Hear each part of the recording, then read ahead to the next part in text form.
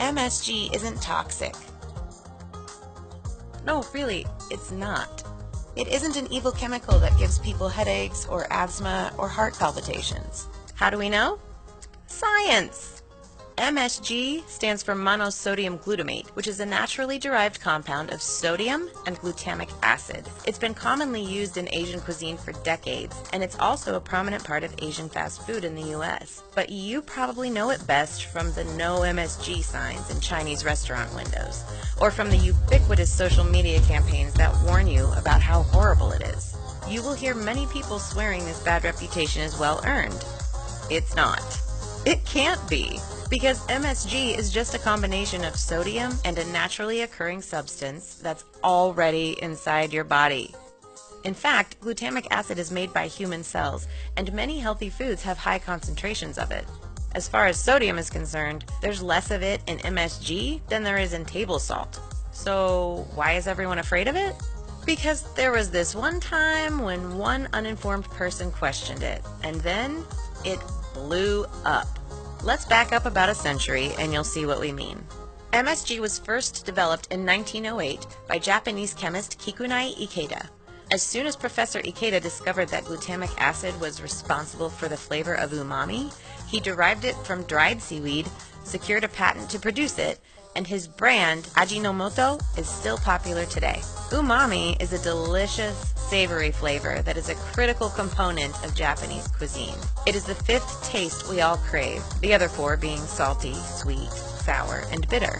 Ikeda's discovery came to American markets in the 50s, and for nearly 20 years, nobody reported having issues with it.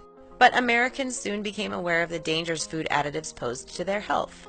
In 1968, the New England Journal of Medicine published a letter from a doctor who was complaining about feeling ill after eating at Chinese restaurants. He had a theory that maybe it was from the MSG. No proof, no tests, just a guess. Then, multiple readers responded with similar complaints, so scientists decided to study the phenomenon, and Chinese restaurant syndrome was born. Before long, the list of literature blaming Chinese food and MSG for a host of health problems exploded.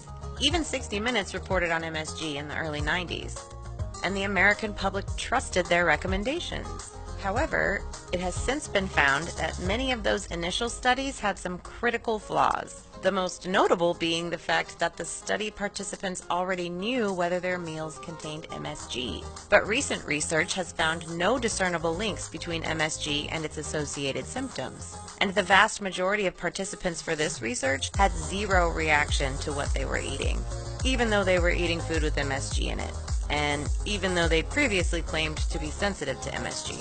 So does that mean everyone who claims to have MSG symptoms is lying? Of course not. The MSG myth is so pervasive at this point that some people are probably experiencing the nocebo effect, which is basically just the placebo effect in reverse. Instead of, say, taking a sugar pill and believing it made you better, you ate a spoonful of sugar and believed it made you worse. Despite the members of the medical community and the many prominent chefs who are now speaking publicly in favor of MSG, it's still hard to convince the general public. Let's face it, we aren't always entirely rational, and accepting something that conflicts with long-held beliefs can be hard for some people.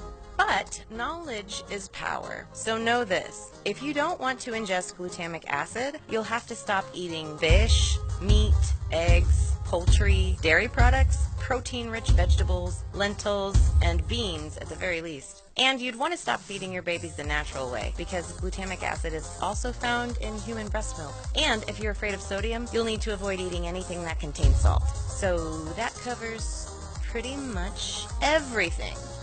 Ultimately, whether you decide to eat MSG or not doesn't matter, and it's your choice to make. What does matter is that you make that choice in the most informed way possible. So, bon appétit!